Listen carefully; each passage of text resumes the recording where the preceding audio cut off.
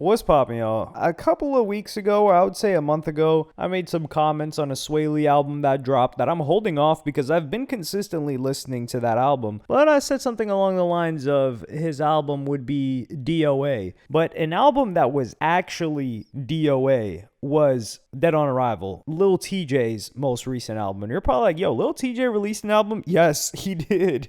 He most definitely released an album, and I just found out about it. I expect myself to know that something like this is going to happen for several reasons, but the way that I found out about this was it got posted, and it was quite embarrassing because Lil Tjay's story is just him tagging every streamer that you can think of that's popular and saying, hey man, react to my album. So he hits up, he has DDG, he says, react to that album, boy, at DDG. Might as well react to Too, the album 2. He uses it right the second time.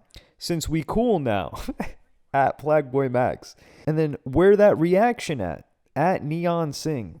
Oh my God, this is so embarrassing. And if you look at, there's something a little bit odd because this album released like 5 days ago, released on May 1st. And you see some, like, it's what I would expect on YouTube, the audios. You're like, okay, 70K, 20K, 15K, that's what you would expect. Keep in mind, Lil Tjay is independent. I am grading him on the independent scale. We grade on a curve. I know some people are very unfair, and they don't like Tjay on top of that. So they're still grading him by the numbers he was doing back then. No, that's not fair. That's not cool. Well, it is cool, but it's not fair. And we try to be a little bit fair here. But you see, you go down a little bit and you're like, wait, hold on. What? This got 884 views? Dear God almighty. This one got 882 views. That's odd. And it all says 3 days ago. That's really odd. So, I don't know. Maybe they ain't buy ads for this one. They ain't boost this one. I don't know. He's definitely working with management or something because the numbers would probably be even lower than that. But there are a couple of different things going on here, and I just had to tweet, and I said the following.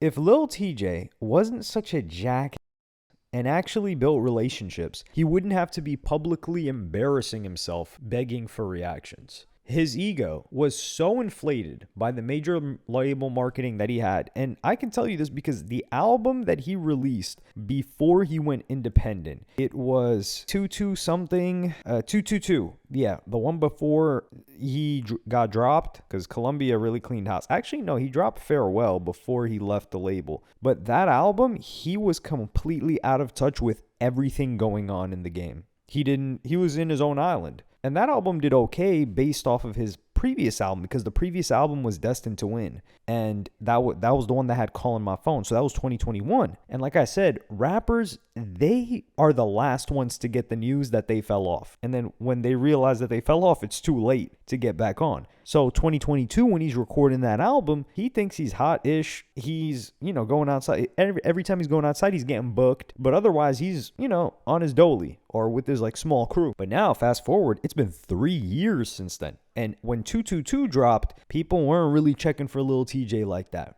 And especially now that he's independent, look at Fabio Foreign. They were on the same label. How's Fabio Foreign doing? Ugh.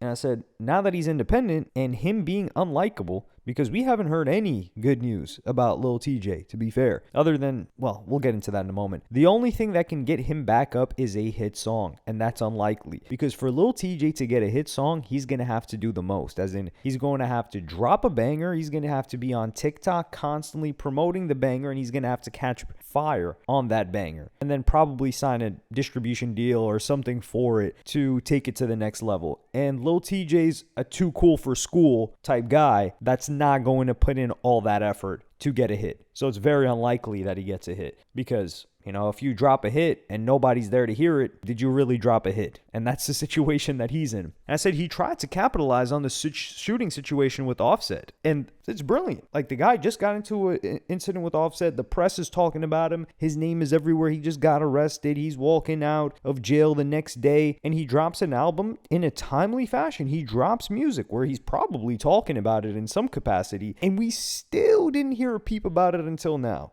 That's how you know it's a disaster, because he did everything right and we still didn't hear about it. And I said the biggest ick you can give people when it comes to music is begging them to listen to it.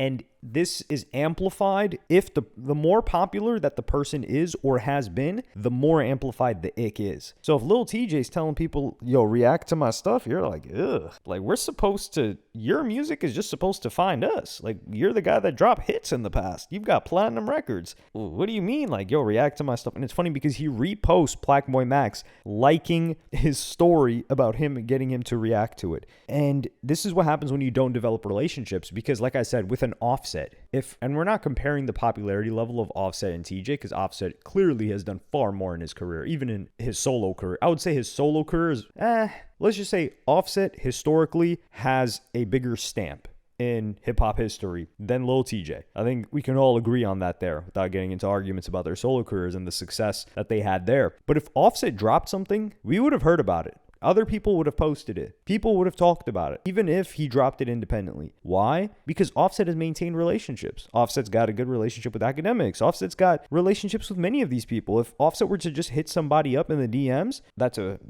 popular page, and it's talking about the situation, like, yo, the first time Offset drops a track after the shooting incident, we would hear about it. Granted, Offset did do an interview with the biggest agency for OF. I don't know if they had to have paid him or some gambling thing was going on there, because it was odd. And that one didn't do crazy numbers. Like, it did okay. I think it's like 100K or something like that on YouTube, but it didn't proliferate through the internet. And that was the first interview he did after being shot. But I think that's more so a failure of marketing from their end as opposed to Offset not being in demand. But the point here is that Offset has relationships. Lil TJ does not. And people want Lil TJ to lose. And on top of that, what do you mean DDG reacting to it? This guy doesn't even understand the content landscape too. When has Neon ever sat down and listened to an album from start to finish? This guy can't even go 2 seconds outside in public without looking at his chat. He's got the most cooked attention span of nearly any streamer you could possibly think of. And you're telling him like, yo,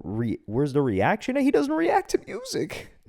The only person on this list that really reacts to music is Blackboy Max. DDG is on tour. And this is, so not only does he not understand the context of these streamers and the type of content that they do, but there's a lack of tact and empathy for their situations. Like, DDG is live streaming every single day right now, and he's on tour and he's performing every day. And you're asking him to react to your full album. Dog, what?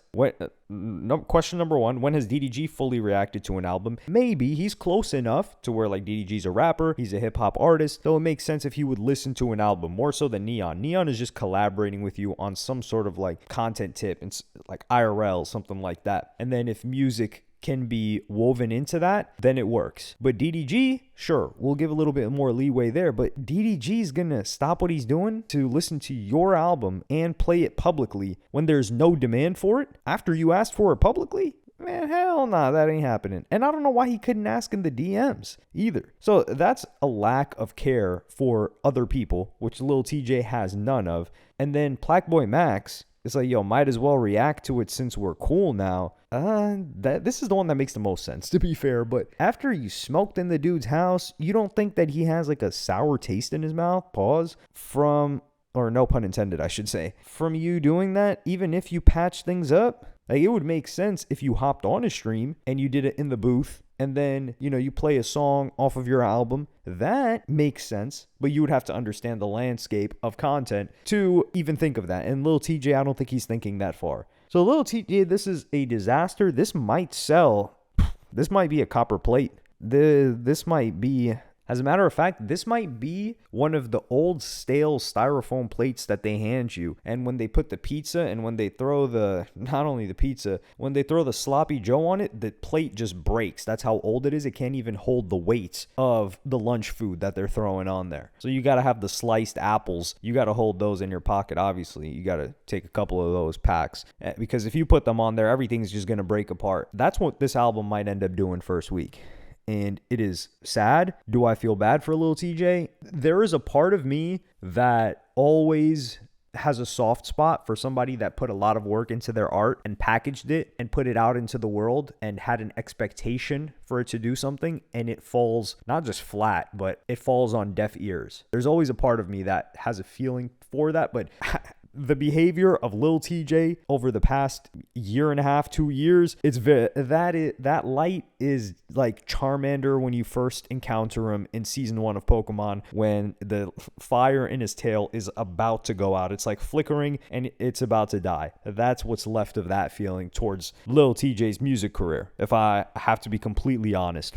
But we were gonna wait. Will I check this album out? I don't know. Like I said, I got the ick now. I'm like, yo, I don't even want to listen to this. If I had just was scrolling and I saw that he dropped, like if I was on Spotify or Apple Music or something like that, I would have checked it out, because I've checked out a bunch of projects like that from people that you guys don't even know, or that I haven't even really talked about publicly. But now, I don't even know if I'll be able to listen to it objectively. So unfortunately for Lil Tjay, he should study the game. You're going to have to study the game, or get a manager that's really savvy with what's going on right now. But if I had to be honest and I was a betting man, I would bet that the best days are long behind Lil Tjay when it comes to his career. But let me know what y'all think in the comments. Like and subscribe and hit the notification bell if you enjoyed. And I'm going to see y'all in the next one.